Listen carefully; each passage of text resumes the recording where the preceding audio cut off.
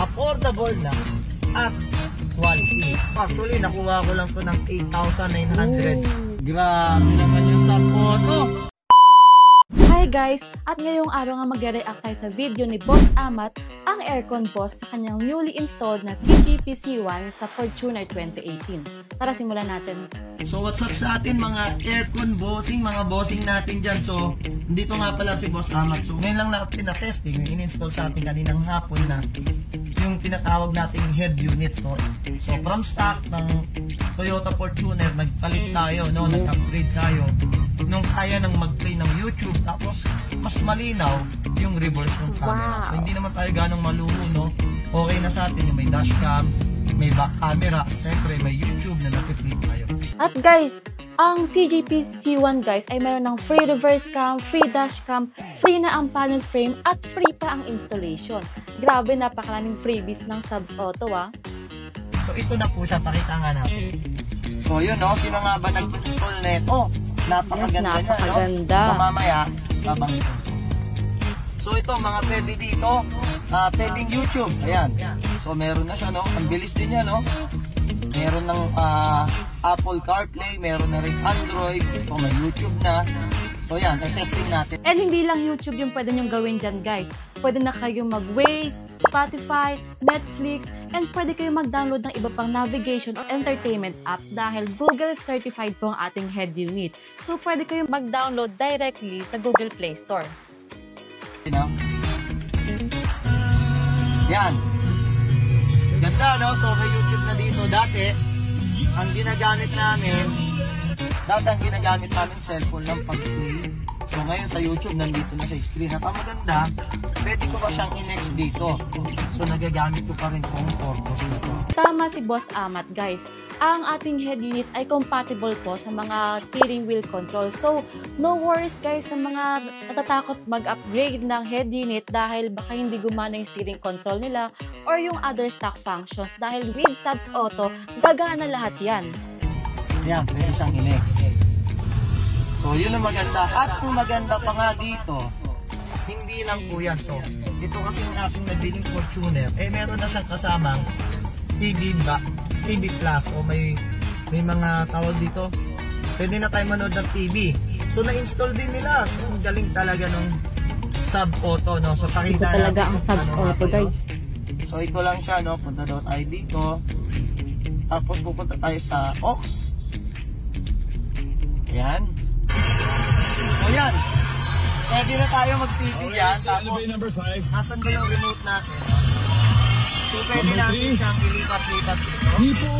Ayan guys, entry level pa lang yan ng head unit from Subs Auto. Pero napakaming features na ang kayang ibigay sa inyo.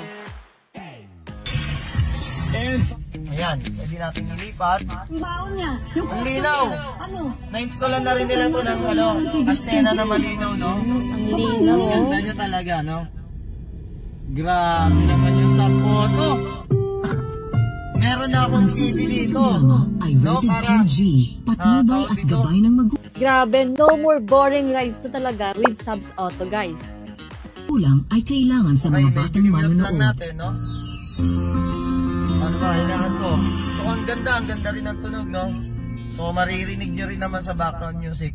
So ang ganda na itong head unit na na-install sa akin nung Subs Auto, no? Very recommended ko talaga sila, no? Bakit?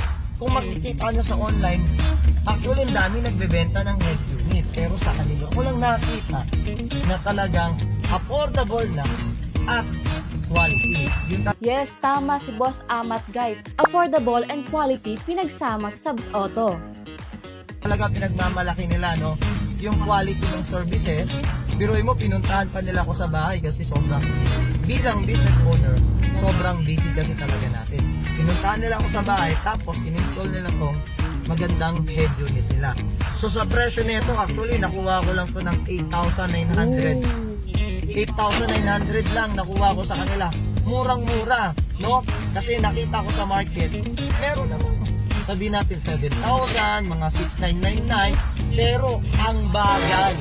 No? Ang kagandahan sa ating mga head unit guys, naka-octa-core processor yan. Hindi mabagal ang ating head unit guys. Ang daming negative reviews. Pero sa kanila, nako, kung nakikita nyo, pakita mo, sobrang bilis ng response niya. No? Ganyan po yung binigay sa akin nila na head unit.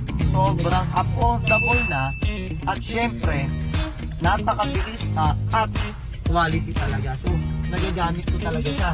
At ito pa maganda, pakita ko sa inyo yung likuran. Diba dito, nag-play dito, no? Ipapakita ko rin sa inyo yung likod. Tara, meron akong dalawang monitor dito na existence. Meron siya naka-exist na. Ibig sabihin, napagana pa nila to.